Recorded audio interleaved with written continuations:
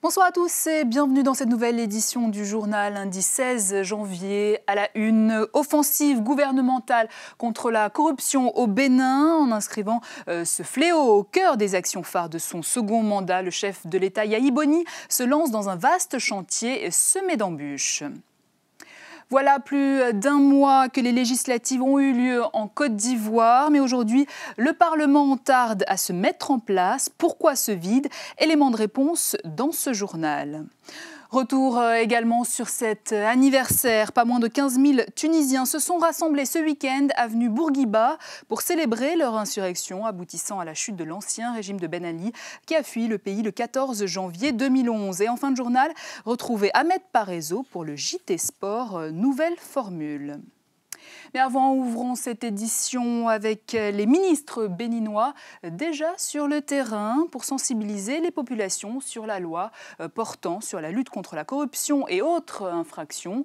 Loi promulguée par le chef de l'État, Yahi Boni, qui en fait une des priorités de son second mandat face à une population très sceptique. Maximien Gbénou. C'est une loi enfantée dans la douleur par le Parlement béninois que les membres du gouvernement sont chargés de vulgariser dans les 77 communes du pays. Tous les ministres, chacun dans sa région, conseillers techniques et spéciaux chargés de missions députés dans leur circonscription électorale sont sur le terrain pour expliquer aux populations le contenu de la loi contre la corruption, ses modalités d'application et les différentes couches sociales concernées par la dite loi. Il est évident que la corruption cause beaucoup de dégâts à notre administration et à notre pays. Pour pouvoir résolument nous engager dans la voie de l'émergence et pour pouvoir être un État moderne, démocratique et ouvrir la voie aux partenaires et aux bailleurs, surtout les investisseurs privés. Malgré les échanges, les populations demeurent sceptiques quant à l'application effective de cette loi. Il n'y a pas cette route que vous allez prendre aujourd'hui sans qu'on ne vous demande à donner quelque chose. On arrête le véhicule et le chauffeur sort. Et les pièces dont on parle, ce ne sont pas les pièces papier, c'est les pièces sonnantes et trébuchantes. Et c'est ça qu'on prend et on voit sans voir et ainsi la République marche. Mais cela ne suffit pas. Ce n'est pas encore le vrai visage de notre pays. L'Assemblée, les députés qui ont voté cette loi devraient se poser aussi des questions. Nous avons connu la transhumance dans le pays. Qu'est-ce qui amène la transhumance? Je crois bien que c'est la corruption qui amène la transhumance. Préoccupation devant être prise en compte par la création imminente de l'Autorité nationale de lutte contre la corruption.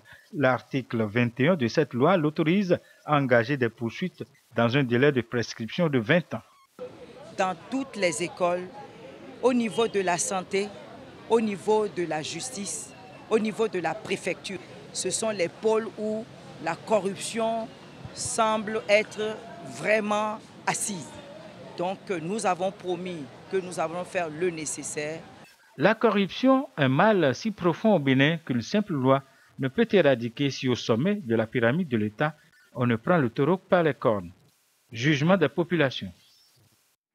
Direction à présent la Côte d'Ivoire où les législatives de décembre dernier devaient normaliser en principe la vie politique et institutionnelle du pays. Mais voilà, un mois après le scrutin, le nouveau Parlement n'a pas encore tenu sa toute première session.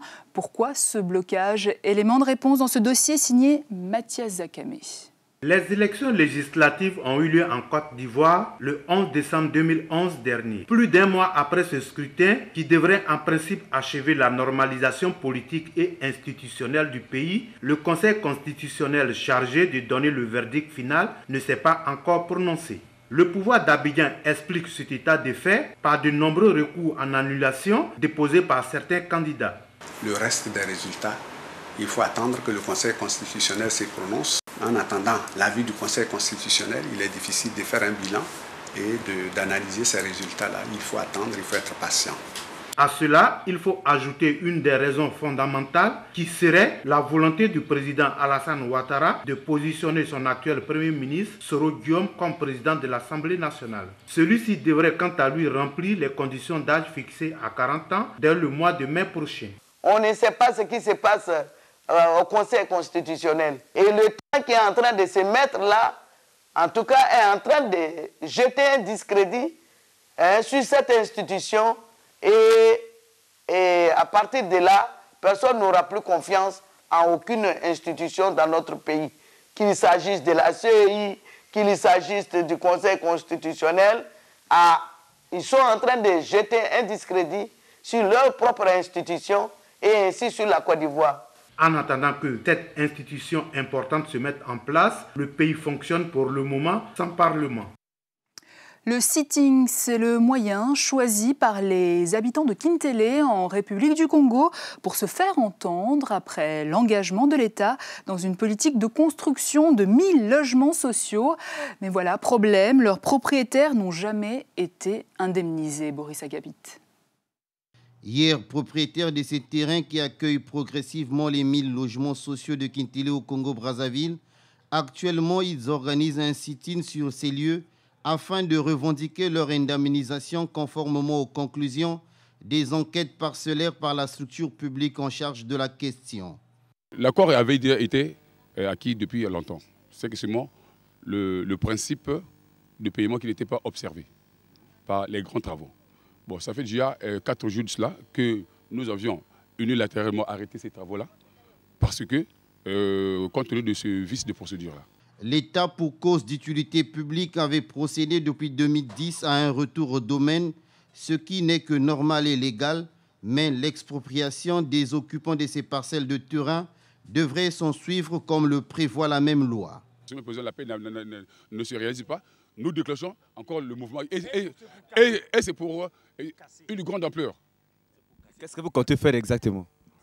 Carrément démolir tout ce qui est... démolir et récupérer nos terrains. Les autorités habilitées au demeurant songeront à désamorcer la question en trouvant la mesure qui s'impose. Un cybercriminel spécialisé dans la fabrication de faux diplômes vient d'être arrêté par les autorités maliennes. Son arme, un simple ordinateur et un scanner, la panoplie parfaite du présumé coupable qui parvenait à reproduire la signature du directeur du Centre national des examens et concours du Mali. Nianian Aliou Traoré nous en dit plus. Il se nomme Nouhoum Sissé et il a à peine 30 ans. Ce jeune homme vient d'être arrêté au Mali pour confection de faux diplômes cachés et signatures à l'appui à partir des exemplaires des attestations originales. Spécialiste aguerri et averti dans le domaine, il aurait fallu 3 mois pour démasquer la petite activité secrète que menait Sissé dans son cybercafé avec l'aide de son complice d'origine camerounaise, cependant en fuite. Ces diplômes, après vérification au niveau du Centre national des examens et concours, les noms qui y figurent ne figurent pas sur les décisions d'admission aux différents examens de baccalauréat, de BT2. Au Centre national des examens et concours, plus de 4000 cas ont été recensés courant 2011. Une chose qui inquiète réellement les responsables de l'école malienne. Au niveau de tous les concours qui sont organisés au Mali, nous faisons aussi des authentifications et nous trouvons qu'il y a suffisamment de diplômes qui ne sont pas bons. Tous les diplômes et toutes les attestations qui sont délivrées par le Centre national des examens et concours sont enregistrés. Et donc, quelle que soit la provenance ou l'origine, lorsque on se présente à nous, nous avons les moyens de vérifier au niveau de nos moyens informatiques et au niveau des registres pour savoir si ce diplôme-là a été délivré ici ou pas. Et l'autre aspect, c'est que, exactement comme les billets de banque, chaque diplôme a un numéro qui est différent de l'autre diplôme. Et c'est ce qui nous permet de savoir s'il est bon ou pas. Notons que le présumé cybercriminel est déjà devant les juridictions. Et dans le reste de l'actualité, ces manifestations sur l'avenue Bourguiba à Tunis. Des milliers de manifestants se sont réunis ce week-end pour célébrer la date anniversaire de la chute de l'ex-président Zine El Abidine Ben Ali. Deux clans se sont formés. D'un côté, les partisans d'Ennahda, le parti au pouvoir, qui soutiennent le gouvernement en place, et de l'autre, les manifestants qui appellent à la vigilance vis-à-vis des autorités, craignant l'instauration d'une nouvelle dictature. Des manifestations devant le Palais des Congrès où a eu lieu la cérémonie officielle à laquelle ont assisté certains chefs d'État, parmi lesquels le très contesté émir du Qatar. Alissa Yadi, Leila Ablibley. La cérémonie officielle du 14 janvier s'est déroulée dans l'après-midi au Palais des Congrès de Tunis. Une centaine de personnes est conviée à l'événement, dont un grand nombre de personnalités étrangères. Parmi eux, notamment Abdelaziz Bouteflika, le président algérien, le président du Conseil national libyen, Mustafa Abdeljalil, et le très controversé émir du Qatar, Hamad Ben Khalifa El Thani. Merci à nos invités de leur présence. Vous nous honorez par votre présence et votre participation à notre joie.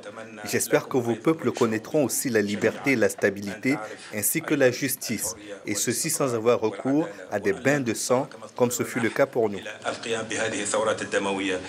La cérémonie officielle a été ponctuée de nombreux discours des chefs d'État présents, suivis d'un concert hommage à la Révolution.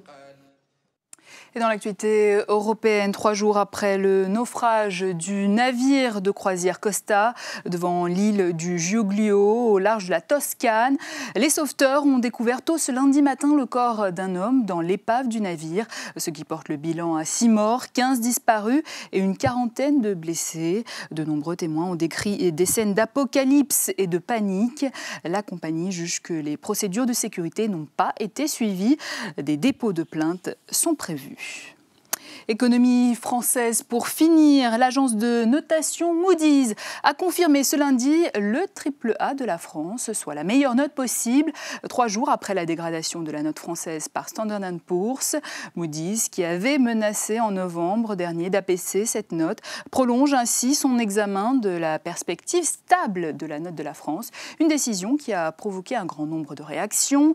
La gauche y a vu la preuve de l'échec de Nicolas Sarkozy, la droite, elle, la nécessité de poursuivre les réformes. Et c'est ainsi que s'achève notre édition, mais avant un dernier rappel des titres. Au Bénin, descente sur le terrain des ministres du gouvernement pour lutter contre la corruption. Objectif, expliquer aux populations le bien fondé des réformes adoptées contre ce fléau sous toutes ses formes.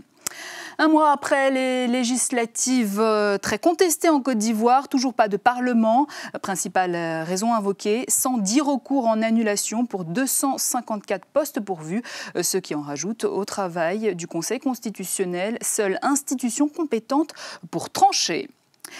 La Tunisie a célébré ce week-end le premier anniversaire de son changement politique. Une centaine de personnes étaient conviées à la cérémonie officielle dont le très controversé émir du Qatar, Hamad Ben Khalifa El Thani. Voilà, c'est tout pour ce journal. Merci à vous de votre attention.